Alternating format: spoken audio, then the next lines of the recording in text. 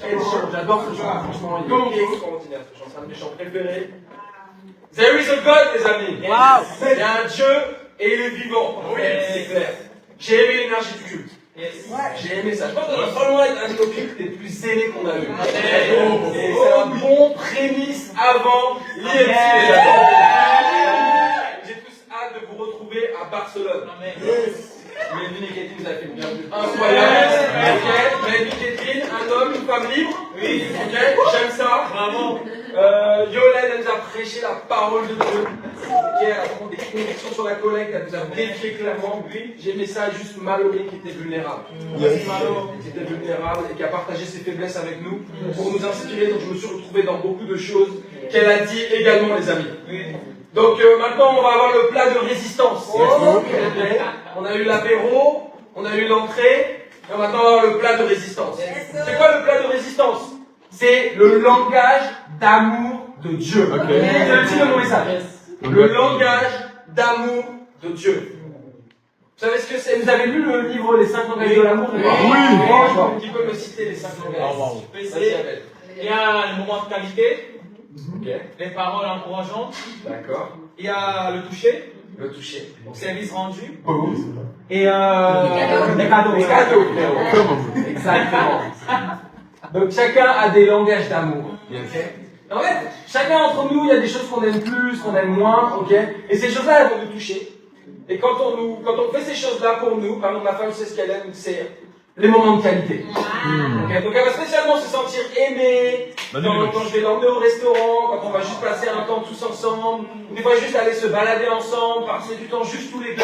Vous savez que quand je vais faire ça, elle va se sentir aimée. Elle va se sentir aimée quand je dis viens, on va faire un foot. Viens, on va jouer à la console.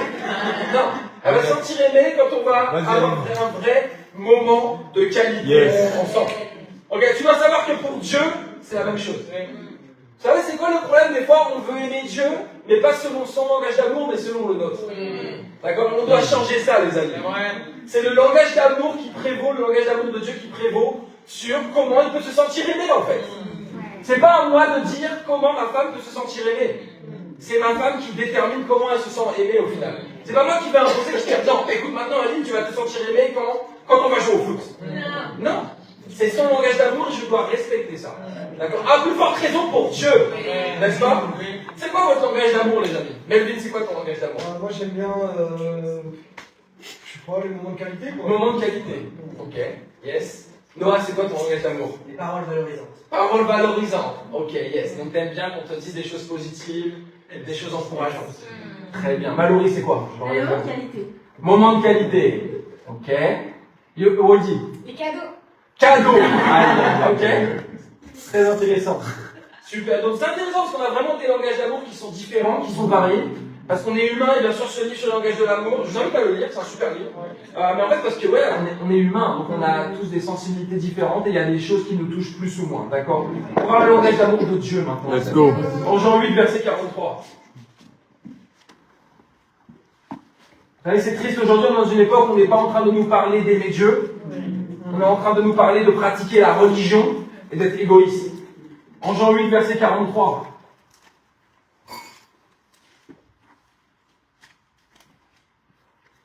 C'est écrit, pourquoi ne comprenez-vous pas mon langage? Parce que vous ne pouvez pas écouter ma parole. Donc le langage d'amour de Dieu, c'est quoi? C'est la parole en fait, tout simplement. Et ça c'est intéressant, en hébreu et en grec, écouter c'est obéir.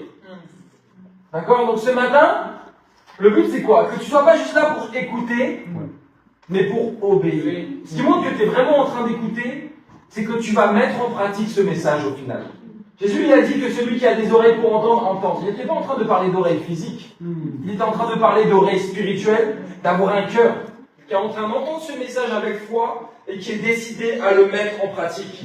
En Psaume 119. Langage d'amour de Dieu, la parole. La Bible est une lettre d'amour que Dieu nous a laissée. Il nous a donné toutes les instructions pour qu'on puisse l'aimer. Vas-y. En Psaume 119, verset 10. C'est écrit, je te cherche de tout mon cœur. J'espère que ce matin, vous êtes en train de chercher Dieu de tout votre cœur. Oui. Laisse-moi être clair avec toi. Si tu arrives en retard au culte, c'est évident que tu n'es pas en train de chercher Dieu de tout ton cœur. Si si tu n'es pas en train de passer un vrai bon moment avec Dieu chaque matin, c'est évident que tu n'es pas en train de chercher Dieu de tout ton cœur. Même si tu es dans ce moment-là et que tu n'es pas engagé, tu as juste décidé de venir comme un spectateur, c'est évident que tu n'es pas en train de chercher Dieu de tout ton cœur et tu dois changer ça. Ok? Parce que la vie chrétienne, c'est pas une vie de spectateur, c'est une vie d'acteur. Okay? Donc chercher, c'est quoi? C'est une action. C'est être actif. Tu peux pas dire je vais chercher un travail et je reste comme ça. Non. Tu poses des actions. Déjà, tu crois que tu vas trouver un travail et tu poses des actions. Amen pour les frères et sœurs qui sont en train de chercher un travail. Yes. C'est de la foi, oui, mais c'est des actions, les amis. David est en train de faire cette prière à Dieu. Il dit, je te cherche de tout mon cœur. Ne me laisse pas m'égarer loin de tes commandements. Verset 11, je serre ta parole dans mon cœur afin de ne pas pécher contre toi. Vous voyez le cœur que David. Je vous invite vraiment à étudier le psaume 119. C'est un psaume qui est super inspirant, vraiment. C'est vraiment une déclaration d'amour entre David et Dieu. Et on voit vraiment à quel point David il aime Dieu, à quel point il aime la parole au final. Et David est en train de dire, ouais, je te cherche de tout mon cœur. Dieu, aide-moi à ne pas m'égarer de tes commandements. C'est facile, on va en parler dans ce message. Et c'est facile de s'égarer des commandements de Dieu. C'est facile d'oublier. Et bien sûr, on est les gens imparfaits jusqu'au bout. D'accord? On ne sera jamais parfait, on ne sera jamais sans défaut. Mais ce que Dieu, il veut, c'est que tu donnes tout ton cœur et que tu puisses passer toute ta foi dans ses commandements. David, il est en train de dire ici, je serre ta parole dans mon cœur. Qu'est-ce que tu es en train de serrer dans ton cœur aujourd'hui? Est-ce que tu es en train de serrer l'argent dans ton cœur? Quand on est en train de parler de la collecte, non, je ne veux pas. Est-ce que tu es en train de t'inquiéter par rapport à ça? Est-ce que tu es en train de serrer tes émotions dans ton cœur? D'accord? Tu es peut-être en train de serrer de l'amertume, ou de la colère, ou des craintes dans ton cœur. Tu dois arrêter de serrer ça dans ton cœur. Ce n'était pas la prière de David, qui était un homme selon le cœur de Dieu. Il a dit, je serre ta parole dans mon cœur. Serrer, c'est une action. C'est tu dois vouloir serrer sa parole véritablement. J'espère que ce matin, vous n'êtes pas en train de serrer la négativité dans votre cœur. Non. En train de ressasser les mauvaises pensées. Non. Les craintes, les doutes. Peut-être tu es en train de serrer quelqu'un dans ton cœur maintenant. Tu sais comment ça s'appelle? Idolâtrie. C'est chaud, exactement. Ou peut-être tes opinions. Il y a certains frères et sœurs ici qui ont des opinions très fortes. Ouais, moi je pense que si, moi je pense que ça. Je pense qu'on doit lâcher un petit peu de prise là-dessus, ok? Amen Tom, amen Ciné. Je pense que c'est les deux frères qui ont le plus d'opinions ici. Beaucoup de choses à dire. Faut lâcher du lest par rapport à ça. Dieu n'a pas dit tu dois serrer les opinions dans ton cœur. Serrer ta parole dans mon cœur. Regardez en Genèse 3, verset 1. Beaucoup de gens disent, ouais, si Dieu existe, pourquoi le monde est comme ça? Très simple. Genèse 3, verset 1. Toutes les réponses sont dans la Bible. Toutes les réponses dont on a besoin, du moins. Genèse 3, verset 1. Le langage d'amour de Dieu. Le serpent était le plus rusé de tous les animaux sauvages que l'Éternel Dieu avait fait. Il dit à la femme, Dieu a-t-il vraiment dit, vous ne mangerez aucun des fruits des arbres du jardin? La femme répondit au serpent, nous mangeons du fruit des arbres du jardin. Cependant, en ce qui concerne le fruit de l'arbre qui est au milieu du jardin, Dieu a dit, vous n'en mangerez pas, et vous n'y toucherez pas, sinon vous mourrez. Le serpent dit alors à la femme, vous ne mourrez absolument pas, mais Dieu sait que le jour où vous en mangerez, vos yeux s'ouvriront, et vous serez comme Dieu. Vous connaîtrez le bien et le mal. Ok, donc Genèse 1, 2, Dieu est en train de créer un monde parfait. Ok, un monde sans souffrance, sans mort, sans maladie, sans péché, un monde paradisiaque littéralement. Ok, et ça c'est jusqu'au chapitre 3. Parce que chapitre 3, il y a Satan qui est en train de rentrer dans la partie. D'accord? Et regardez ce que Satan il fait. Qu'est-ce qu'il essaie de faire avec Ève au final? Tu peux me répondre? Il est en train de pécher. Ok? Ok, par rapport à quoi? Commandement de Dieu. Par rapport au commandement de Dieu. Aussi simple que ça. Est-ce que Dieu, il a vraiment dit ça? Il est en train de tester la conviction de Ève ici. Est-ce que Dieu, il a vraiment dit ça? Est-ce que c'est vraiment écrit ça? Est-ce que c'est vraiment ce que tu dois faire? T'es sûr? T'es sûr à 100%, Jennifer? Est-ce que Dieu, il a vraiment dit qu'on doit faire des disciples de toutes les nations? Est-ce que c'est vraiment le royaume de Dieu? Est-ce qu'il y a vraiment une seule église, un seul corps? le travail de Satan, en fait, c'est de tester tes convictions. Satan, il va venir pour voir si tes convictions, elles sont solides, ou si tu vas t'écrouler à la moindre difficulté. On va en parler un peu après, les amis. Elle a une conviction. Elle donne la bonne réponse. Ok? Mais le problème de sa conviction, c'est qu'elle est trop faible. Ok? Donc, certains d'entre vous, vous avez des convictions bibliques, et vos convictions, elles sont faibles. Ok? Donc, quand Satan, il arrive, vous commencez à douter, vous dites, qu'est-ce qui se passe? Vous êtes dans vos émotions, etc. Et vous commencez à faire les mauvais choix. Ok? Elle avait des convictions, mais Satan, il a balayé ses convictions vite fait, bien fait, et elle a commencé à écouter le mensonge. Regardez ce que Satan, il fait aussi. Bah, clairement, il est en train d'amener le mensonge, ça c'est clair, parce qu'il dit, vous ne mourrez absolument pas. Ok? Et il est évident que Dieu, il a dit, ouais, vous allez mourir, en fait. C'est sûr, si vous mangez le fruit. Et il a dit, vos yeux s'ouvriront et vous serez comme Dieu. C'est-à-dire, vous allez être puissant. Ok? Vous allez être puissant si vous désobéissez à Dieu. Et aujourd'hui, c'est ce qu'on voit dans le monde. Ok? Les gens pensent qu'ils sont puissants sans Dieu. Et les gens ne sont pas puissants, ils sont en train de régresser, en fait, véritablement. Satan, il fait croire à l'homme qu'il est son propre Dieu. Alors qu'il n'y a qu'un seul Dieu, et c'est Jésus-Christ, et c'est celui-là qu'on adore. Et il dit, regardez, il dit, Dieu sait. C'est intéressant parce qu'en fait, il essaye d'amener Ève à soupçonner le mal. Il dit, Dieu en fait, il veut te garder sous contrôle. Ok? Dieu, il a dit ça parce qu'il t'aime pas. Dieu, il vous a dit de ne pas manger le fruit parce qu'il veut vous contrôler. D'accord? Et parce que quand vous allez manger le fruit, il sait que vous allez devenir comme lui. Donc en fait, ce qu'il fait, il met dans le cœur d'Ève le soupçon. D'accord? Il met le doute. Il a fait douter de l'amour de Dieu. D'accord? Et il amène à soupçonner le mal, il amène la négativité vis-à-vis de sa relation avec Dieu. Et ouais, vis-à-vis du royaume. Ok? Parce que Satan, c'est exactement ce qu'il veut faire. Il veut te faire douter vis-à-vis, bien sûr, de ta relation avec Dieu, vis-à-vis du royaume, vis-à-vis des Écritures, vis-à-vis de ton frère, vis-à-vis de ta sœur. Le point numéro 1, il est simple. C'est les Écritures enracinées dans la bonne terre. Les Écritures enracinées dans la bonne terre. On va parler de convictions bibliques aujourd'hui, les amis. Ok? Qui a des convictions sur la collecte? Ok. Sarah, c'est quoi ta conviction? C'est quelle écriture? C'est celle où elle dit, moi je ne connais pas le verset par cœur, mais c'est qui dit mettre en commun et dire, en fait, l'argent, ce que. Je vais regarder. Je sais que c'est pas forcément facile là comme ça. Vas-y. Non, mais ce qui est la prêcher, l'argent, c'est ce que Dieu nous donne, c'est une grâce. Yes, mais c'est quelle écriture? Ok. Ok. Qui d'autre a levé la main sur la collecte? Ok, vas-y Noah. C'est quelle écriture? Je pense à l'écriture en Corinthiens 16:2 qui dit que chaque dimanche je mettrai tout. Boum, ok, yes. Ça c'est une conviction biblique. Vous voyez? Vas-y, Marvin. Moi, je pense directement à acte 2. Yes, ok. Acte 2, acte 4, on voit qu'ils mettaient tout en commun. Ok. Voilà.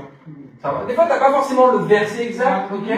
Tu connais le chapitre, tu sais, ok, dans la Bible, acte 2, j'étais en train de faire ça, j'étais en train de mettre l'argent en commun. Tout ça, boum, boum, c'est dedans. Ok? On ne doit pas faire les choses parce que les hommes nous l'ont dit, au final. D'accord? On ne doit pas faire les choses de manière religieuse. Okay? Beaucoup d'entre vous, vous êtes encore en train de faire ça. Vous devez faire les choses parce que c'est écrit dans la Bible. Et que vous avez une conviction biblique qui vous anime par rapport au fait de faire ça. Soit le fait d'avoir tes moments avec Dieu, de donner ta collecte. Qui a des convictions sur le fait de se réunir le dimanche? Ou de se réunir tout court, sur les réunions du corps? Vas-y, Sidney. Ok. Ok, vas-y. C'est quoi? Ils se réunissent ensemble tous les jours. Ok, exact. Acte 2. Ils étaient en train de se réunir ensemble chaque jour. Très bien. Super. Qui a des convictions sur le fait d'évangéliser? Vas-y, Maxime. J'ai 28, 18 à 20. Ok. Ça fonctionne? Ça fonctionne. En fait, vous devez être ce type de personne-là. Ok? Je fais les choses parce que c'est écrit dans la Bible et aimer Dieu, c'est quoi? C'est garder ses commandements. C'est aussi simple que ça. Et on voit effectivement que le travail de Satan, très rapidement, c'est d'éloigner les gens de la parole de Dieu. Même si Satan peut te mettre dans une religion, il s'en fiche en fait. Tu peux aller dans une religion et finir en enfer à la fin. En fait, c'est sûr, à 100%, que si tu es dans une religion, tu vas finir en enfer à la fin. Parce que dans la Bible, il n'y a pas de religion. Il y a des disciples, il y a le royaume de Dieu, ou il y a le royaume de ténèbres. Et ceux qui ne sont pas les disciples au final. Donc il faut être clair, il ne faut pas qu'on se laisse tromper par Satan. Laissez-moi être clair avec vous, Satan a créé la religion. C'est parfait pour Satan. Satan a créé la religion. C'est une manière de détourner l'adoration du véritable Dieu. De dire, ouais les gars, vous êtes en train d'adorer Dieu, vous inquiétez pas. En fait, ils ne sont pas en train d'adorer Dieu. Pourquoi? Parce qu'ils ne sont pas en train de suivre les Écritures. C'est aussi simple que ça. Vous me suivez? Oui. Donc, la bonne terre, c'est notre cœur. Ok, on va voir ensemble la parabole du semeur. En Marc chapitre 4.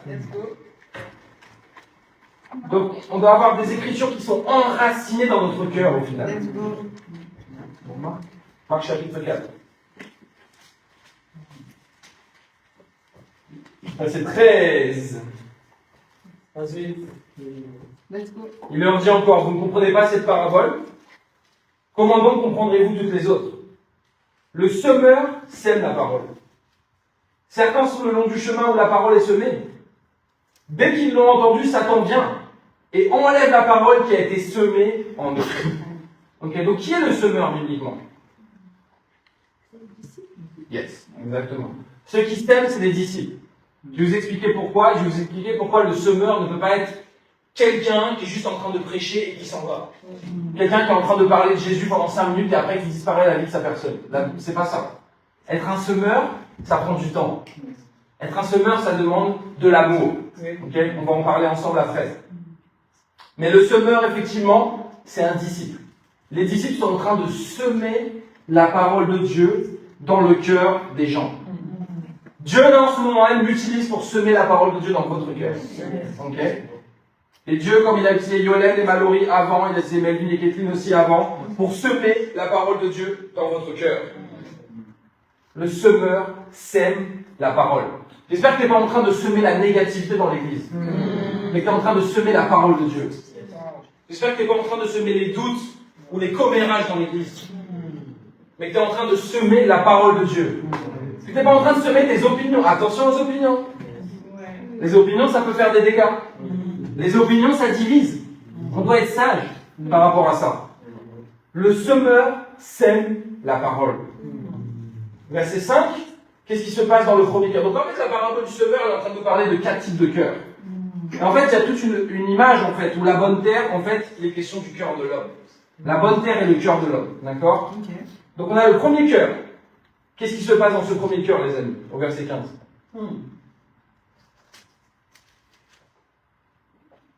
Satan vient enlever la parole. Ok.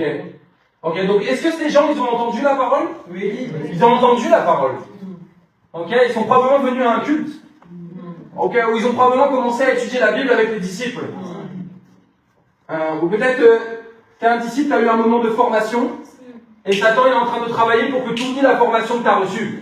C'est exactement ce qui se passe. La première arme de Satan, c'est que tu oublies la parole. Que tu oublies la parole que le semeur, que Dieu a semé à travers le semeur, un disciple, dans ton cœur. Satan vient et enlève la parole qui a été semée en eux. Donc si la semence disparaît, il ne peut pas y avoir de fruits. C'est aussi simple que ça. Le deuxième cœur, verset 16. De même, d'autres reçoivent la semence dans un sol pierreux. Quand ils entendent la parole, ils l'acceptent aussitôt avec joie, mais ils n'ont pas de racines en eux-mêmes.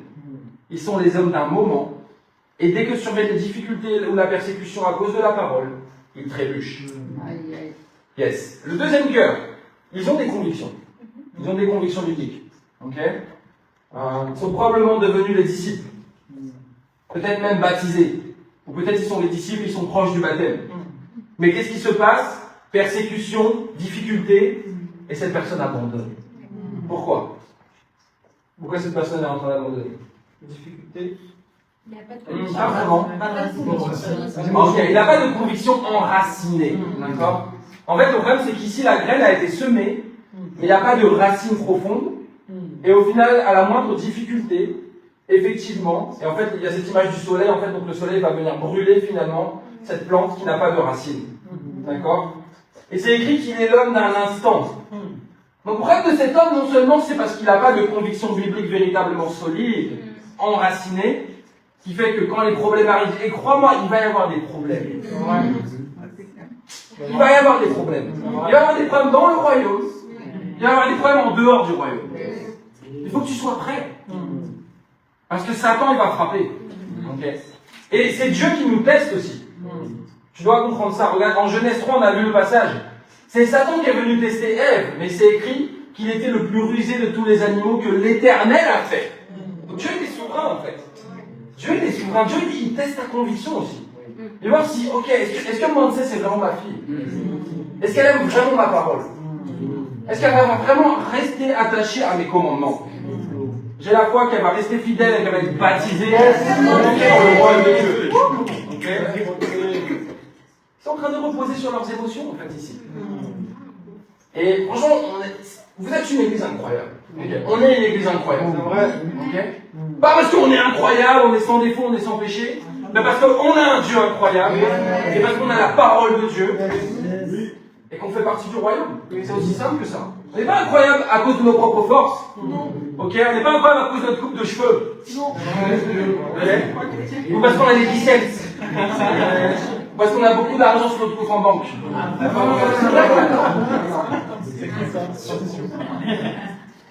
Non, ouais. Amen. Non, t'es incroyable parce que Dieu, il est incroyable. Et au contact de Dieu, tu deviens comme lui. C'est aussi simple que ça. Et là, mon problème, c'est quoi? C'est que je pense qu'on est une église encore trop émotionnelle. D'accord. Et quand l'église est trop émotionnelle, on est trop instable. Okay, on est comme ça. Cet homme-là, il est instable. Il accueille la parole avec joie. Il est zélé, il est content. Il dit, ouais, c'est bon, j'ai trouvé la vérité. Persécuté, tombe de la foi. Sois prêt. Satan, il va venir tester tes convictions, mais Dieu va venir tester tes convictions aussi. Est-ce que c'est vraiment le royaume de Dieu? Est-ce que c'est vraiment écrit ça? Tu dois être capable de répondre avec la parole de Dieu, avec les Écritures. Le troisième cœur, c'est au verset 18. C'est écrit, d'autres encore reçoivent la semence parmi les ronces. Ils entendent la parole. Mais les préoccupations de ce monde, l'attrait trompeur des richesses, et les passions en tout genre pénètrent en eux, étouffent la parole et la rendent infructueuse. Okay. Donc voilà, dans tous les cas, ils ont entendu la parole. Okay. On a des convictions sur le fait qu'on est en train d'évangéliser le monde entier dans cette génération. Tout le monde va entendre la parole de Dieu. Mais tout le monde ne va pas répondre de la bonne manière à la parole de Dieu. Jésus, il n'est pas... Tous les cœurs qu'il est en train de citer ici ont entendu la parole de Dieu. Mais n'ont pas eu la bonne réponse appropriée pour 3 cœurs sur 4. Et ici, le troisième cœur, c'est quoi? Il entend la parole. Il y a une semence, il y a quelque chose qui commence à pousser. D'accord? Mais cette personne-là est quoi? Est trop quoi? Verset 19, trop préoccupée. Les préoccupations du monde. Préoccupée par mon travail. Préoccupée par mes études. Préoccupée par ce que les gens pensent de moi. Préoccupée parce que ma famille veut pour moi. Préoccupée par le monde. Une première chose que Satan il veut faire, c'est voler ton attention. C'est aussi simple. Il veut te distraire en fait. Il veut te distraire. Même si tu es là, tu n'es pas en train de chercher Dieu de tout ton cœur, ça suffit. C'est bon. Parce que Dieu il veut tout ton cœur. Il y a des gens qui disent, ouais, il peut venir ici comme un zombie, il cherche Dieu à moitié de son cœur, c'est bon. Il est sous contrôle. Il ne va jamais s'en sortir. Ne te laisse pas te distraire. Le troisième cœur, c'est laisser te distraire. Attrapé, happé par les inquiétudes et les soucis de la vie. Peut-être happé par des objectifs personnels. Ici, les questions, déjà l'attrait trompeur des richesses aussi. D'accord? Donc l'amour de l'argent. Est-ce que l'amour de l'argent peut te détruire? 100%. Ça peut clairement te détruire. Et les passions en tout genre pénètrent en eux. Okay. Donc les passions, on l'a vu souvent. Les passions, c'est émotion plus souffrance. Okay. Le grec, c'est pathos. Et ça se traduit par souffrance et émotion. Donc, c'est quoi? Quand tu es passionné au sujet de quelque chose, tu agis de manière émotionnelle au sujet de cette chose. Mais à la fin, ce que tu récoltes, c'est la souffrance. Tu vas récolter la souffrance. Je ne suis pas en train de te dire que tu ne dois pas avoir de hobby. Okay. Tu peux avoir des hobbies et des passe-temps. Okay. Mais la passion, c'est un autre niveau. La passion, c'est l'idolâtrie. D'accord? Tu es tellement passionné au sujet de cette chose-là qu'au final, tu n'es plus en train d'adorer Dieu. C'est cette chose-là que tu es en train d'adorer. Le quatrième cœur. Verset 20. D'autres enfin reçoivent la semence dans la bonne terre. Ce sont ceux qui entendent la parole, l'accueillent. Okay? Ouais, c'est pas seulement entendre la parole, c'est accueillir la parole. Ce matin, tu dois prendre une décision d'accueillir la parole de Dieu avec foi et avec humilité. Et porte du fruit avec un rapport de 30, 60 ou 100 pour 1. Ok? Donc en fait, dans le quatrième cœur, la parole, elle va prendre racine et elle va commencer à apporter du fruit. Donc 30, 60, 100 pour 1, ça peut être des baptêmes. Ok? Ça peut être, ok, cette personne-là, elle a changé sa vie, elle a aidé 30 personnes à devenir des disciples et à être baptisées. Tu sais que c'est tellement possible dans une vie de disciple. Dieu peut utiliser chacun d'entre vous pour rencontrer, dans votre vie, c'est pas beaucoup, rencontrer 30 personnes et que ces personnes-là soient baptisées, que leur vie soit changée, en fait. C'est totalement possible. Mais tu dois être ce quatrième cœur. On a tous été ce cœur-là, un des 4 cœurs, ok? Moi, je vois mon histoire, je me dis, ok, j'ai été le premier cœur, j'ai été le deuxième cœur, des fois je peux être le troisième cœur, des fois je peux être le deuxième cœur, d'accord? Donc la bonne nouvelle, c'est quoi? Ton cœur, il peut changer. Ton cœur, il peut changer. Et Dieu peut changer ton cœur. Mais tu dois prendre une décision. Tu dois prendre une décision d'être ce cœur qui accueille la parole dans la bonne terre, et cette parole, elle va porter du fruit. Donc pourquoi le semeur, c'est un disciple? C'est simple. Donc dans la Bible, il y a beaucoup d'images par rapport à l'agriculture. Il y a beaucoup de comparaisons. Donc, tu sèmes. Donc un agriculteur, qu'est-ce qu'il fait? Il sème. D'accord? Donc qu'est-ce qu'on va semer dans notre champ, par exemple? Dans notre champ? Dans notre champ. De l'amour. Ok? On va prendre des légumes. Ok? Excuse-moi. Ok, qu'est-ce qu'on va semer dans notre champ comme légumes? Ok, des citrouilles. Ok? Let's go. On va semer des citrouilles. Tu vas semer une graine, n'est-ce pas? Dans ton champ. Qu'est-ce qu'il faut faire après? Une fois que tu as semé la graine, tu fais quoi? Tu laisses le champ à l'abandon? Tu pars? Exactement. Il faut l'entretenir, ce champ-là. Et on l'a vu, le champ, c'est le cœur. Ok, c'est la terre, en fait, c'est la bonne terre. Donc c'est le champ dans lequel tu sèmes, c'est le cœur de quelqu'un. Voilà pourquoi il y a des gens aujourd'hui, ils sont en train de parler de Jésus, ils sont en train de partager leur foi, mais ils ne sont pas les semeurs. Ils ne sont pas les disciples. Pourquoi? Oh, je sème une graine comme ça et je m'en vais. Dieu va faire le reste. Dieu va travailler. Oui, Dieu va travailler, mais Dieu va nous utiliser pour travailler. Paul il a dit en 1 Corinthiens 3 que j'ai semé et Apollos a arrosé et c'est Dieu qui fait croître. D'accord? Donc Dieu utilise les disciples pour semer, mais également pour arroser. Vous pouvez être le semeur qui abandonne le champ, comme ça, et qui part. Donc ça demande quoi? De l'amour. Ça demande de l'entretien. Ça demande de la patience. Vous l'avez dit, il faut patienter, il faut arroser, effectivement. Donc comment tu vas arroser? Tu vas arroser avec la prière. Tu vas arroser avec l'amour. Passer du temps dans la vie des gens. Tu vas arroser avec la prédication. De prêcher la parole. Il faut être patient, parce que même si tu réunis toutes les conditions, tu n'auras pas une citrouille qui va sortir le lendemain. Ça c'est sûr. Il va falloir attendre un peu, les amis. Il va falloir être patient. Il faut aussi rester près du champ. Pourquoi? Il faut enlever les mauvaises herbes. Il y a des mauvaises herbes qui peuvent commencer à pousser dans le champ. Si tu laisses les mauvaises herbes dans le champ, ça peut empêcher clairement d'avoir ta récolte au final. Donc tu dois veiller sur le champ. Ensuite, il faut aussi protéger le champ des menaces. Peut-être il y a des oiseaux qui viennent, ok? Ou des animaux qui veulent manger ce que tu es en train de semer. Si tu n'es pas là pour protéger ton champ, bah, au final, ton champ il va porter 0 fruit. Et une fois que tu as fait ça, une fois que le fruit, qu'il y a quelque chose qui est en train de sortir, bah, tu dois récolter. De toute façon. Ce fruit-là doit être récolté. C'est-à-dire que ce fruit-là, il va être utilisé pour porter encore d'autres fruits dans la vie de quelqu'un. Mais il y a une chose très importante, il faut surtout d'abord le bon terrain. D'accord? Parce que même si tu réunis toutes ces conditions-là, mais que tu n'es pas en train de faire ça dans le bon terrain, au final, ça peut ne rien donner. Et c'est un peu frustrant des fois en tant que disciple. C'est un peu l'histoire de la vie de disciple.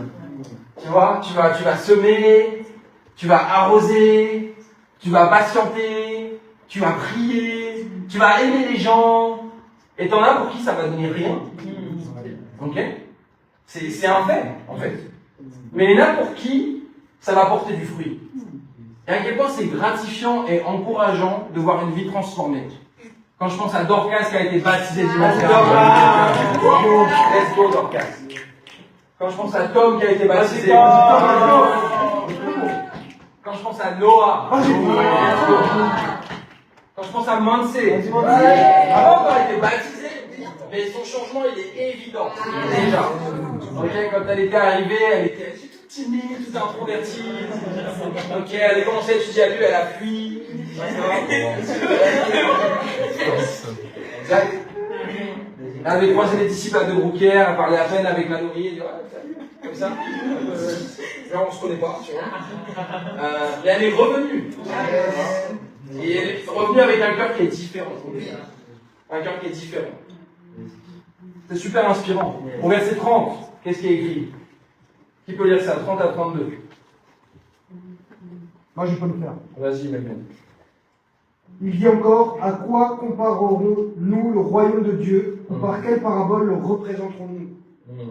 Il est comme une graine de moutarde, lorsqu'on la sème en terre, c'est la plus petite de toutes les semences qui sont sur la terre. Mais lorsqu'elle a été semée, elle monte, devient plus grande que tous les légumes et développe de grandes branches, de sorte que les oiseaux du ciel peuvent habiter sous son ombre. Yes, exact. Donc, on a vu que la parole de Dieu, c'est comparé à une semence. Yes. Mais on voit aussi que le royaume de Dieu, il est comparé à une semence. D'accord. Et ces deux choses-là sont étroitement liées, au final. Ces deux choses-là sont étroitement liées. Dans le Dieu, c'est comparé à une petite graine, en fait, que tu plantes comme ça. Une graine de moutarde, c'est la plus petite de toutes les graines. C'est une graine qui est minuscule. C'est une graine qui est minuscule. Ça s'appelle pas une mine comme ça, en fait. C'est pas impressionnant. C'est pas, oh, les gens tombent par terre, les gens se mettent à parler des langues bizarres. C'est pas impressionnant au début. C'est pas impressionnant, mais petit à petit, cette graine, elle grandit, et elle devient un arbre. Okay. Et donc la graine de sénévé, c'est la plus petite de toutes les graines, mais c'est un arbre qui peut faire plus de 3 mètres de haut. D'accord. Et Jésus il est en train de comparer le royaume à ça. Jésus est en train de comparer le royaume à ça. Donc si tu as commencé à entendre la parole, si tu étais un disciple baptisé, il y a une graine qui est en train de grandir en fait. Pour certains d'entre vous, vous êtes encore au stade de la petite graine, si vous êtes là depuis peu. D'accord. Si vous êtes là depuis un moment et qu'il n'y a pas vraiment de progression, c'est le moment de se remettre en question, et sérieusement. Tu fais probablement partie du cœur 1, 2 ou 3. D'accord. Soit tu es en train d'oublier tes convictions. Abel avait utilisé une image dans une étude biblique. Il avait parlé du seau percé. D'accord. Donc il avait dit à ce jeune homme qui étudiait la Bible, il a dit écoute, on étudie la Bible avec toi, mais c'est comme si on mettait de l'eau dans un seau percé. Au final. Et ouais, c'était littéralement ce qui était en train de se passer. Ok. Parce qu'en fait, à chaque fois qu'il revenait, il avait oublié tout ce qu'on lui enseignait. Donc il a dit tu dois prendre une décision. D'arrêter de laisser tes convictions être volées par Satan. Et de vraiment d'être enraciné dans la parole. Vas-y, bon. Ou peut-être t'es le deuxième cœur, qui a un bon cœur, d'une certaine manière tu prends la parole, mais t'es trop émotionnel. Tu reposes trop sur l'émotion, et t'arrives pas à être stable. Ou peut-être que t'es le troisième cœur qui est préoccupé par trop de choses.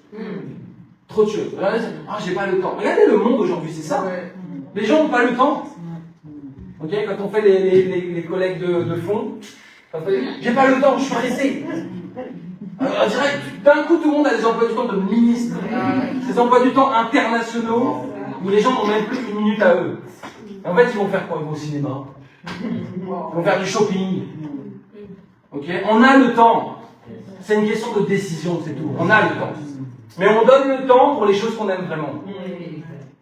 Quand on veut vraiment prioriser quelque chose dans notre vie, on trouve le temps. Mais quand on ne veut pas, on trouve l'excuse. Ah, j'ai pas le temps. J'ai pas de temps pour Dieu. J'ai pas de temps pour étudier la Bible. J'ai pas de temps pour encourager une sœur. J'ai pas de temps pour passer avec les frères. Non, c'est pas que t'as pas de temps, c'est que t'es égoïste en fait. Et tu dois te repentir. C'est aussi simple que ça. Mais regardez en Hébreux 5, verset 11. Des écritures enracinées dans la bonne terre. Voilà ce qu'on doit vivre. Hébreux 5.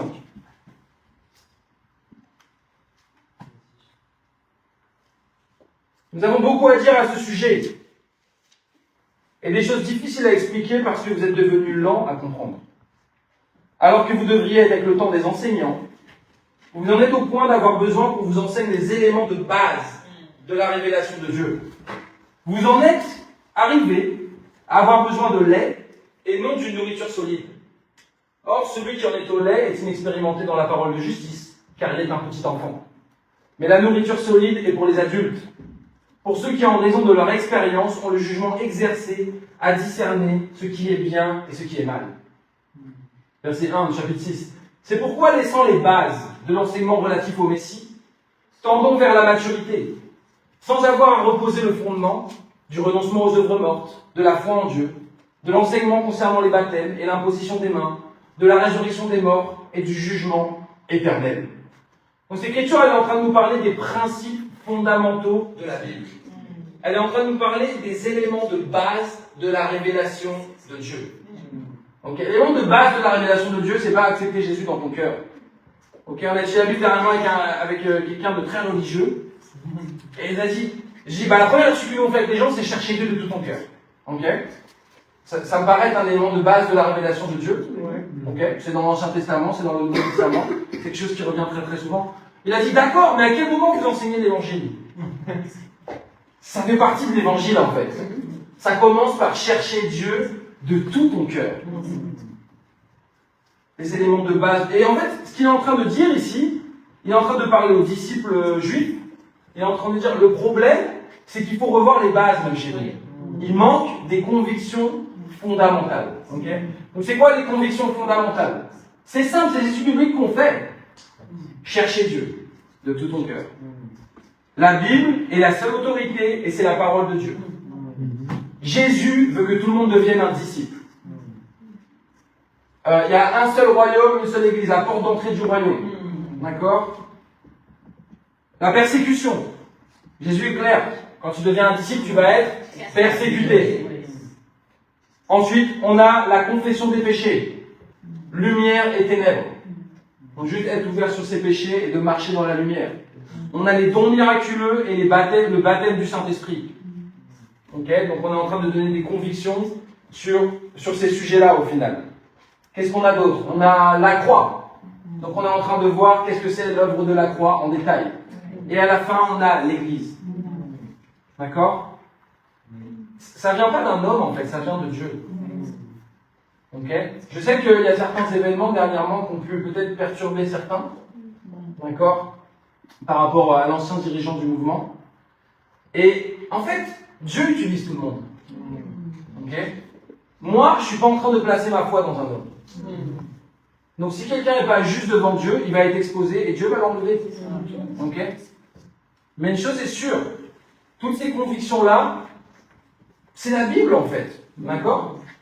C'est pas Kip McKean qui a prêché le royaume de Dieu. C'est pas Kip McKean qui a dit oh, il faut prêcher le royaume de Dieu maintenant. Il faut faire. Non. C'est Jésus qui a demandé ça dès le début. Je pense que des fois, on est trop focalisé sur les hommes. On a une foi qui est trop fondée sur les hommes. On doit avoir une foi qui est fondée, enracinée dans les Écritures. Si on doit être la seule église au monde qui est en train de suivre ça, même si tous les autres disciples tombent de la foi, amen. La Bible, c'est toujours la Bible en fait.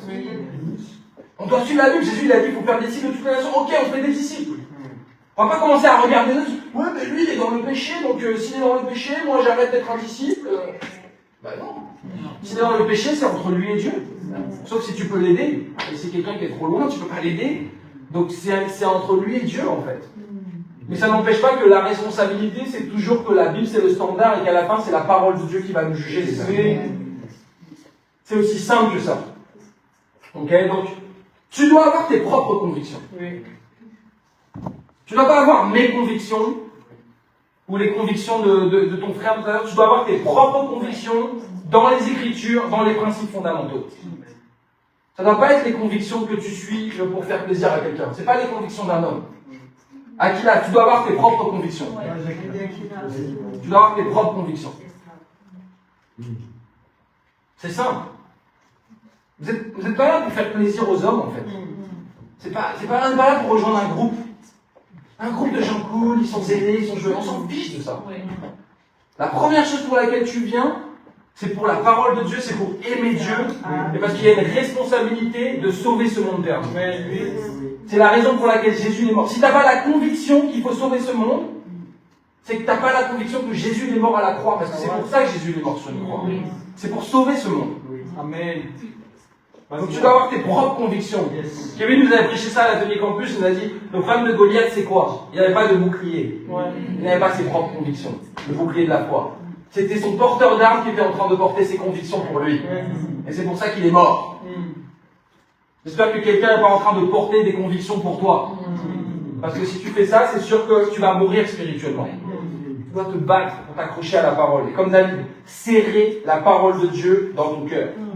Par tes propres convictions dans les PF et les prêcher. Okay. Parce qu'un autre aspect, c'est ce qui va te permettre de solidifier tes convictions, c'est d'être dans les études aussi. Ce qui va t'aider à avoir plus de convictions sur disciples, soit dans les études disciples, et prêche la parole. Oui, mais ça fait longtemps que je fais l'étude disciple. Ok, donc trouve quelqu'un avec qui étudier la Bible, et tu vas pouvoir faire l'étude disciple avec cette personne-là, et tu vas pouvoir prêcher la parole de Dieu. C'est aussi simple que ça. Point numéro 2. L'adoration est exclusivement pour Dieu. L'adoration est exclusivement pour Dieu. Donc, ce qui est exclusif, c'est quelque chose qui est unique. C'est seulement pour Dieu. D'accord? Il n'y a pas d'adoration pour Dieu, il y a adoration pour quelqu'un ou quelque chose d'autre. Non. L'adoration, elle est pour Dieu entièrement. C'est-à-dire quoi? Tu dois donner tout ton cœur, encore une fois. Adorer n'est pas une expérience émotionnelle. Vous voyez, les églises comme ils sont, on est en train d'adorer Dieu. Vous n'êtes pas en train d'adorer Dieu, vous êtes en train d'adorer vos émotions. Tout ce que vous voulez, c'est sentir les émotions.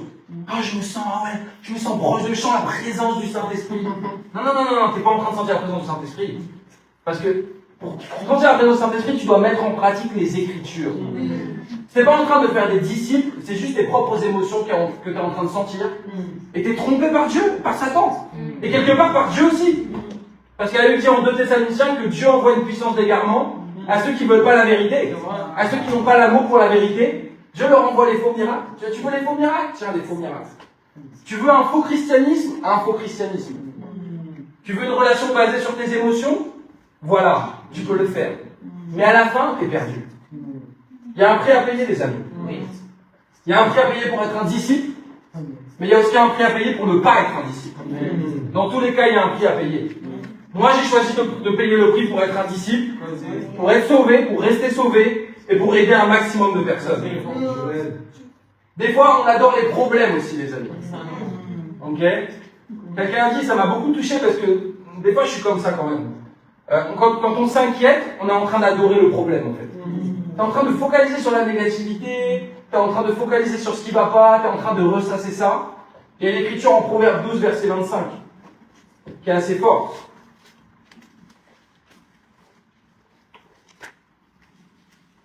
C'est écrit: l'homme peut rabattre l'inquiétude qui est dans son cœur, mais une bonne parole la fera tourner en joie.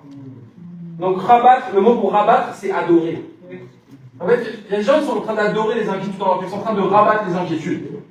La seule chose qui peut changer ton cœur, c'est une bonne parole. C'est quoi? C'est la parole de Dieu, tout simplement. Donc on n'est pas là pour adorer les problèmes. On est là pour adorer Dieu. Tu ne peux pas être libre si tu es en train d'adorer les problèmes. Tu es en train de focaliser toujours sur ce qui ne va pas, tu ne seras pas libre. Parce que devine quoi? Il y aura toujours des choses qui ne vont pas. Tu ne vis pas dans un monde parfait, en fait. Tu vis dans un monde qui est déchu, un monde qui est touché par le péché, un monde qui est meurtri et blessé par le péché. Donc, il n'y aura pas de perfection tant qu'on n'est pas au paradis, en fait, véritablement. Donc, Satan, il veut te détourner, en fait, de l'adoration de Dieu. Il veut détourner ton adoration pour que tu focalises sur les problèmes. Il veut que tu focalises sur ce qui ne va pas. Il veut que tu commences à douter et être critique dans ton cœur. Au lieu de donner toute l'adoration, toute la gloire à Dieu. Vous savez, le problème de l'adoration aussi, de ce type d'adoration, c'est qu'on aime ça. On a du mal à choisir, mais c'est émotionnel, en fait, on s'accroche à ça. Okay, c'est une habitude auquel on avait justement cette habitude de rester accroché à ça. Donc ça demande vraiment une décision et de poser des actions fermes pour sortir de ça. Dieu, il n'accepte pas l'adoration d'un cœur partagé. Ok? Aujourd'hui, si ton standard il est plus élevé pour ton travail que pour le royaume de Dieu, tu es en train d'adorer ton travail. C'est tout. C'est aussi simple que ça. Si au travail, tu es au garde à vous, boum, je suis là à l'heure directe. Mais les réunions du royaume, tu arrives une demi-heure, 1 heure en retard. On voit clairement le standard, en fait. On voit clairement que ton travail il est plus important. Et que tu es dirigé par tes inquiétudes, au final. Tu es dirigé d'abord par tes inquiétudes. Donc il faut changer ça, les amis. Que ce soit par rapport au cours ou peu importe, ok? C'est que ce soit ton standard. Je dis pas, ok, soyez à l'heure à votre travail, soyez en avance à votre travail. Mais soyez en avance aux réunions du royaume. Qu'est-ce qui fait qu'on prend à la légère les réunions du royaume, et par contre, quand c'est le travail, on est super sérieux. Parce que, sinon je vais pas manger, sinon qu'est-ce qui va se passer? Sinon je vais pas payer mon loyer, et si et ça, et on commence à s'inquiéter. Donc ça s'appelle de l'idolâtrie. On doit changer ça. Dieu, il n'accepte pas l'adoration d'un cœur partagé. Quand tu as un cœur partagé, c'est quoi? Tu es en train de suivre d'autres dieux, en fait. Il y a des dieux aujourd'hui qui s'appellent l'argent. Il y a des dieux aujourd'hui qui s'appellent la famille. Il y a des dieux aujourd'hui qui s'appellent le travail, qui s'appellent les études. Il y a des dieux aujourd'hui qui s'appellent toi-même. Le monde te fait croire que tu es ton propre Dieu. Suis ton propre cœur.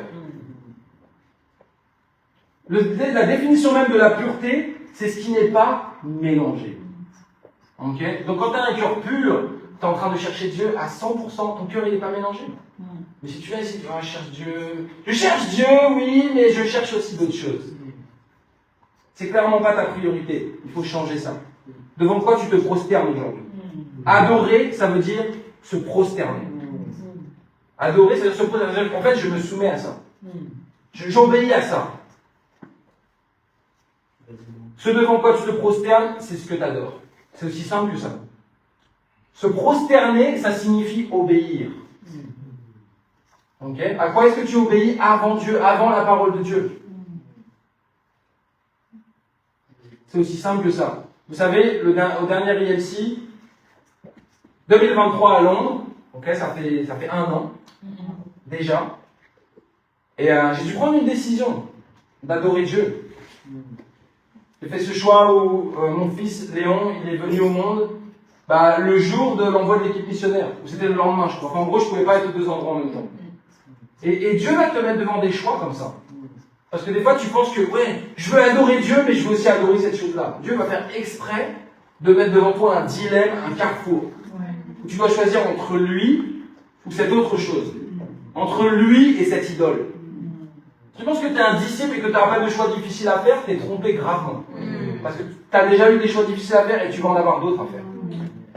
C'est évident. Dieu va tester ton adoration. Regardez l'histoire d'Abraham et Isaac. Okay. Dieu lui a donné un fils à 99 ans. Après, il dit, ok, maintenant tu vas le sacrifier pour moi. Dieu, il voulait pas que Abraham il adore son fils, en fait. Avant lui. Il a dit, sacrifie-le pour moi. Et Abraham, il a remporté le test. Vous savez, je me sens un peu comme Abraham par rapport à l'IMC l'année dernière, parce que je dis, ouais, vraiment, quelque part, spirituellement, je devais sacrifier le fait que j'allais assister à la naissance de mon fils.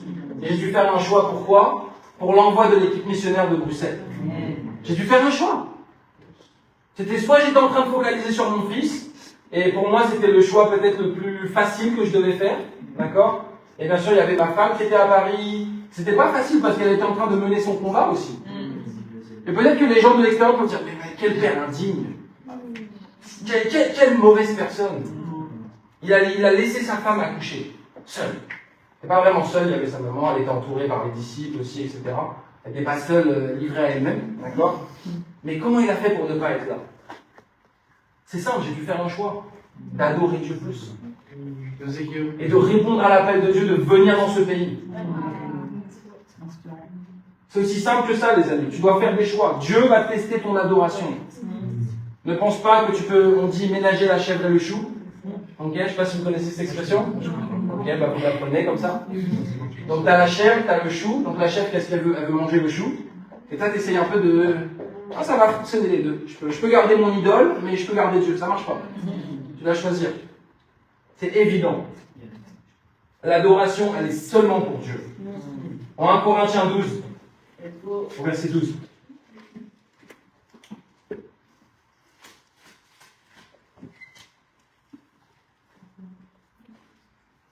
« 12, exact. Double royaume. Le corps forme un tout, mais a pourtant plusieurs organes. Donc, nous, on est quoi ici? On est un corps. Si tu es un disciple baptisé, tu fais partie du corps de Christ. Oui. Et on a chacun un organe. On représente chacun un organe. Et tous les organes du corps, malgré leur grand nombre, ne forment qu'un seul corps. Il en va de même pour Christ. Ok. Donc la Bible dit, en fait, on est participant de Christ, on est en train de former Christ. L'Église est en train de former Christ au final. D'accord? Tu fais partie de Christ. Okay? Tu n'es pas extérieur à Christ. Quand tu fais partie de l'Église, quand tu fais partie du royaume, t'es uni à lui en fait. Okay? Et ça nous révèle quelque chose en fait. C'est que avoir une relation avec Jésus, c'est pas juste une relation avec la tête. Okay? C'est ce qu'on enseigne dans l'étude d'Église. Ok. Ah, j'ai une relation avec la tête. J'ai les moments avec Dieu, d'accord. Tu dois avoir une relation avec le corps aussi. Une relation avec Jésus, c'est une relation avec la tête et avec le corps. Il n'y a pas de relation tout seul dans son coin. Moi, je suis spirituel, je suis en train de... Non. Si tu es tout seul dans ton coin, tu n'es pas en train d'adorer Dieu, ça c'est sûr et certain. Tu es en train d'adorer toi-même. Tu es en train de focaliser sur toi-même, c'est tout. Regardez au verset 18. C'est écrit, en fait, Dieu a placé chacun des organes dans le corps comme il l'a voulu. Ok, donc chacun a un rôle. Tout le monde n'est pas appelé à être un berger, ok. Tout le monde n'est pas appelé à être un évangéliste. Tout le monde n'a pas les mêmes talents. Tout le monde n'a pas le même appel. Il y a aussi une question de timing. Il y a tout ça qui joue. D'accord? Mais Dieu, il nous a mis chacun dans un rôle bien défini. On ne doit pas chercher à dépasser ce rôle aussi, les amis. Ok? Des fois, tu peux vivre dans une frustration constante parce que tu es un poumon et tu veux être le cœur. Non. Dieu t'a déterminé comme ça, tu dois rester dans ce rôle-là. C'est tout. Si tu cherches à être ce que tu n'es pas, tu vas vivre dans une frustration constante. Tu vas dire, ouais, mais pourquoi lui c'est un cœur et moi je suis pas un cœur et moi je suis un poumon? Sois reconnaissant. Dieu t'a donné un rôle, Dieu t'a placé comme ça et tu dois lui faire confiance. Donc les temps en finir aussi avec la rivalité, avec la jalousie, avec la comparaison humaine. Regardez le verset 19. S'ils étaient tous un seul organe, où serait le corps? Il y a donc plusieurs organes, mais un seul corps. L'œil ne peut pas dire à la main, je n'ai pas besoin de toi. Ni la tête dire aux pieds, je n'ai pas besoin de vous. Donc c'est simple. Et ça, c'est ta relation. En fait, moi, j'ai ma relation avec Dieu, mais ça fait aussi partie de ma relation avec Dieu. Vous faites partie de ma relation avec Dieu, en fait. Parce qu'on forme un tout. Et on a besoin les uns des autres. Et que Dieu, parfois, il me parle à travers certains d'entre vous. Et j'écoute, je me dis, ok, ça c'est un bon conseil. Ça, c'est un conseil qui vient de Dieu. Et quand je dis, ça c'est pas un conseil qui vient de Dieu. C'est pas spirituel, si ça arrive. Mais je me dis, au bien, quelque part, c'est toujours Dieu. Parce que Dieu, il est en train de tester aussi si je vais suivre les mauvais conseils ou si je vais suivre les bons conseils. Donc au final, c'est toujours Dieu qui est souverain. Dieu, il est souverain sur tout. Donc je pense qu'on doit vraiment, on progresse là-dessus, on doit faire un meilleur travail sur l'unité, sur la communication. Okay? Il y a encore trop de disciples ici, ils sont isolés. Trop isolés, etc. et ça ne fonctionne pas. Je vous ai pris l'exemple de la main dans la famille Adams. Okay? La main coupée, la chose. Ok? J'ai dit quoi? Ne sois pas la chose, fais les choses. Ça va pas être la main qui se balade toute seule comme ça. C'est bizarre. Ok? Mais déjà, tu vois ça dans le film, c'est bizarre. Ça fait peur aux gens. Ok? Mais spirituellement, quand tu fais ça, c'est bizarre aussi. Quand tu es un peu tout seul dans ton coin comme ça, tu prends pas de conseils, tu n'es pas ouvert, tu communiques pas, et tu penses que tu vas apporter quel fruit comme ça? Rien du tout en fait. Tu vas rien porter du tout comme fruit. C'est simple les amis. Des fois on se dit, ouais mais moi j'obéis pas à un homme. Ok. Moi je suis quelqu'un de vraiment humble, je suis quelqu'un de vraiment spirituel. Donc moi j'obéis pas à un homme, on me dit pas ce que je dois faire. Non, t'es orgueilleux en fait. Tu dois te repentir.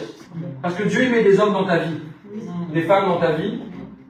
Et ouais, à travers eux, Dieu veut t'amener à l'obéissance. Et c'est accepter ça. Donc si tu es en train de t'isoler ou de la jouer indépendant, parce que moi je suis pas focalisé, justement tu es focalisé sur les hommes. Tu es en train d'agir en fonction des hommes. Parce que non je m'isole parce que non, on fait partie d'un tout les amis. Regardez en Acte 10. Il y a quelques personnes qui ont fait l'erreur d'adorer déjà les disciples. Regardez en Acte 10 verset 24. Ça a commencé par Corneille. Ils arrivaient, Acte 10, verset 24, ils arrivèrent à Césarée le jour suivant. Corneille les attendait. Il avait invité sa parenté et ses amis intimes. Lorsque Pierre entra, Corneille, qui était venu à sa rencontre, se jeta à ses pieds et se prosterna. 26. Mais Pierre le releva en disant, lève-toi, moi aussi, je suis un être humain. Donc Corneille, il a vu Pierre, c'était un apôtre, un simple homme. Ok? Il a voulu adorer, en fait. Et des fois, on peut faire ça dans le royaume. Ok? On veut adorer le dirigeant. Adorer le frère, adorer la sœur, adorer Léon. Ah, Léon, il est mignon, Léon, il est adorable, hein? Passe une nuit avec Léon. Passe une nuit avec Léon. Parce que l'amour, c'est les deux. L'amour, c'est les deux. L'amour, c'est les bons côtés et l'amour, c'est les mauvais côtés, les amis.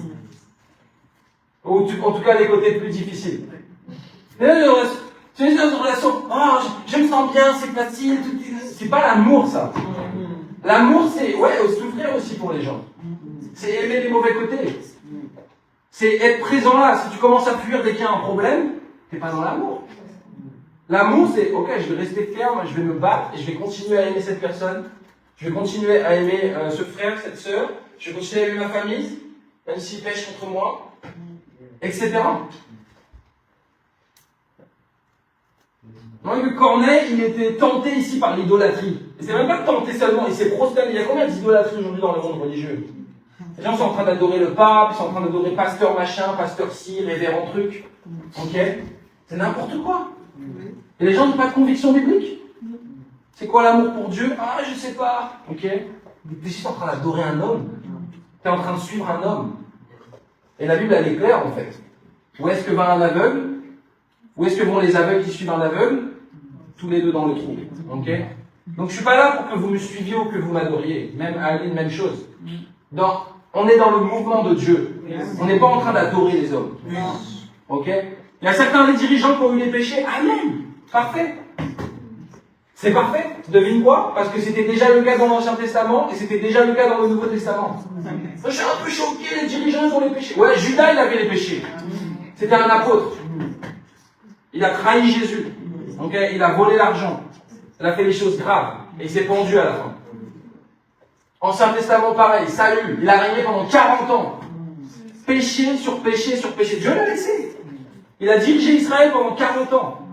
Dieu l'a laissé. Dieu il était en train de tester le cœur du peuple à travers ce mauvais dirigeant-là. Vous savez, c'est pas pour rien que dans la Bible, il y a des Saül et il y a des David. Et on aime bien se comparer souvent à David, mais la vérité c'est qu'on est souvent comme Saül. On est souvent comme Saül. Et on doit changer ça. Donc si tu vois ton frère ou ta soeur qui est dans le péché, aide-le. C'est tout. Si tu vois un dirigeant qui est dans le péché, c'est entre lui et Dieu. Si tu vois que j'ai des péchés, viens me voir, montre-moi les Écritures, montre-moi la Bible et je vais me repentir. Parce que l'autorité, c'est la Bible, au final. L'autorité, c'est la Bible. Il n'y a personne qui est au-dessus de la Bible. C'est aussi simple que ça. Il n'y a personne qui est au-dessus de la Bible dans le royaume de Dieu. Mais quand il a eu cette tentation, il dit, je vais adorer Pierre, je vais me prosterner devant le Pierre. Non, je ne veux pas de ton adoration, en fait. Ne m'adore pas. Lève-toi. Je suis un simple homme. Mais regardez, on ne va pas lire ici le passage. Et c'est important de faire la différence, parce que Corneille, il était dans l'idolâtrie vis-à-vis de Pierre au début, il s'est repenti, mais ensuite il a obéi à la prédication de Pierre. Quand Pierre a prêché le message de l'évangile, il a dit, ok, il faut que je sois baptisé, il faut que je devienne un disciple. Et ça, tu dois faire la différence en fait. Dieu, il est en train de prêcher la parole à travers les hommes et tu dois obéir à cette parole. Parce que quand tu fais ça, tu es en train d'adorer Dieu, pas les hommes. Mais cherche pas à... Je vais chercher à plaire aux hommes, je cherche à être dans l'émotion, dans une relation émotionnelle. Non. Vous savez, l'idolâtrie, ça finit toujours mal. L'idolâtrie, c'est « Oh, j'adore cette personne !» Et quelques semaines plus tard « Oh, je déteste cette personne !» C'est ça l'idolâtrie. Parce que t'es dans tes émotions, c'est tout. Regardez en Josué 7, verset 6. Qui est dans ses émotions maintenant, là? Maxime dans ses émotions. Amen, frérot. Il est ouvert, j'aime bien son honnêteté, j'aime bien sa transparence. Vas-y, gros, let's go. Josué 7, verset 6. Tu mets un autre exemple de dirigeant dans le péché, il y en a un aussi avec Josué. Parfait. Josué déchira ses vêtements et se prosterna jusqu'au soir. Il n'était pas en train de se prosterner devant Dieu. Le visage contre terre devant l'arche de l'Éternel. Il était avec les anciens d'Israël et se couvrait la tête de poussière. Josué dit, ah Seigneur éternel, pourquoi tu fais passer le Jourdain à ce peuple? Est-ce qu'on nous livrait entre les mains des Amoréens et nous faire mourir? Si seulement nous avions su rester de l'autre côté du Jourdain. De grâce, Seigneur. Que dirais-je maintenant qu'Israël a pris la fuite devant ses ennemis? Les Cananéens et tous les habitants du pays l'apprendront. Ils nous encercleront et feront disparaître notre nom de la terre. Et que feras-tu pour ton grand nom? Verset 10. L'Éternel dit à Josué, lève-toi. Pourquoi restes-tu ainsi prosterné? Donc, de façon extérieure, on aurait pu dire que Josué était prosterné devant Dieu. Il était devant l'arche d'alliance, c'est spirituel. Il n'est pas spirituel. Il était prosterné dans ses émotions. Il était prosterné dans la négativité. Pourquoi on est là, Dieu? On n'aurait jamais dû venir ici. Pourquoi je suis dans cette église maintenant? J'aurais pas fait ça. Dieu lui dit, lève-toi. Sois un homme, sois une femme de Dieu. Arrête de te prosterner devant la négativité. Arrête de laisser Satan te parler. Sors de tes émotions. Sors de tes émotions. Amen. Ne viens pas à la conférence européenne des missions pour adorer les hommes. Yes. Mais dans un sens comme dans l'autre. Ok? Donc il y a adorer genre, oh people pleasing, tu veux connecter émotionnellement, ça c'est pas bon, ok, c'est sûr. Mais il y a aussi adorer dans le sens de fuir. C'est, oh je suis insécure. Donc, oh je sais pas. T'es aussi dans l'idolâtrie quand tu fais ça. Parce que t'es dans la crainte des hommes. La crainte des hommes, c'est t'es en train d'adorer en fait. Tu sais que la peur c'est une adoration. La peur c'est une adoration. La chose dont tu as peur devient l'idole dans ta vie, elle est en train de voler ton cœur, elle est en train de voler ton adoration. Ok? Donc on vient pas à la conférence européenne des missions pour plaire aux hommes, mais on vient pas non plus à la conférence européenne des missions pour fuir les hommes. Sois spirituel, sois libre. Sois focalisé sur Dieu, viens pour aimer, viens pour donner, viens pour servir. Et Dieu va te bénir. Ça va être incroyable. Regardez en Luc 4, sa dernière écriture. Let's go. Luc 4, verset 11. Je sens qu'on aurait pu continuer comme ça jusqu'à 18h. Je vois que vous êtes en feu. Ça m'encourage beaucoup. J'ai dormi 3 heures, je suis en feu, les amis. Vas-y. Luc 4, verset 11. J'ai passé une nuit incroyable avec mon fils. C'était génial, les amis. Toujours triomphant. C'était vraiment ma meilleure nuit. Incroyable. Luc 4, verset 1. Jésus rempli d'émotion revint du Jourdain. Non. Ok. Jésus rempli de négativité. Non. Jésus rempli d'amertume. Non. Jésus rempli de quoi? Du Saint-Esprit. Boum. Sois rempli du Saint-Esprit. C'est aussi simple que ça. Tu veux imiter Jésus, sois rempli du Saint-Esprit. Yes. Il fut conduit par l'Esprit dans le désert, où il fut tenté par le diable pendant 40 jours. Il ne mangea rien durant ces jours-là, et quand cette période fut passée, il eut faim. Au passage, 40 jours, c'est le maximum physiologique pour vivre sans manger. Okay? C'est-à-dire, au-delà de 40 jours, tu commences à manger tes propres organes. Ton corps commence à dissoudre ses propres organes pour survivre. Donc c'est possible, scientifiquement, biologiquement, de vivre 40 jours sans manger. Okay? Donc Jésus, il a atteint la limite humaine. Et bien sûr, ça demande beaucoup de foi, il faut être super spirituel pour faire ça. Ne faites pas ça, ok? Prenez des conseils aussi si vous voulez faire des jeûnes. Et demandez aux médecins également. Jésus, pendant 40 jours, il a jeûné. Quand c'est pas ouais, au bout de 40 jours, il a eu faim. Bon, ça, c'est clair, je peux comprendre. Le verset 3, le diable lui dit, si tu es le fils de Dieu, ordonne à cette pierre de devenir du pain. Ok, donc ici, vous allez voir, Satan, il a 3 tentations et c'est toujours la même chose. À chaque fois, c'est l'adoration qu'il veut. La première chose, c'est qu'au début, il veut que Jésus, il s'adore lui-même. Il dit, t'es le fils de Dieu. T'es incroyable, t'as tous les pouvoirs. T'es capable. Tu peux transformer les pierres en pain et manger toi-même.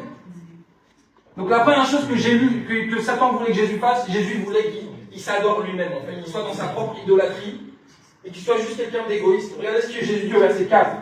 Jésus lui répondit, il est écrit, l'homme ne vivra pas de pain seulement, mais de toute parole de Dieu. Jésus répond avec les Écritures. Verset 5. Le diable l'emmena plus haut, sur une haute montagne, et lui montra en un instant tous les royaumes de la terre. Puis il lui dit, je te donnerai toute cette puissance et la gloire de ces royaumes, car elle m'a été donnée et je la donne à qui je veux. Verset 7. Si tu te prosternes devant moi, elle sera toute à toi. Donc la deuxième adoration que Satan voulait, il dit, ok, maintenant, tu veux pas te prosterner devant toi-même, prosterne-toi devant moi. Mais tu sais, Satan, il est subtil, les amis. Satan, il est subtil. La Bible dit, Satan se déguise en ange de lumière. Satan, il se déguise en quelque chose que tu aimes. Il se déguise pas en quelque chose que tu détestes. Il se déguise en quelque chose que tu aimes. Quelque chose qui est agréable. Peut-être ça peut être l'homme de tes rêves, la femme de tes rêves. Peut-être ça peut être beaucoup d'argent. C'est évident, quand tu veux tenter quelqu'un, tu vas lui donner ce qu'il a envie, en fait. Satan n'apparaît jamais avec des cornes. Genre, je suis méchant, je suis Satan.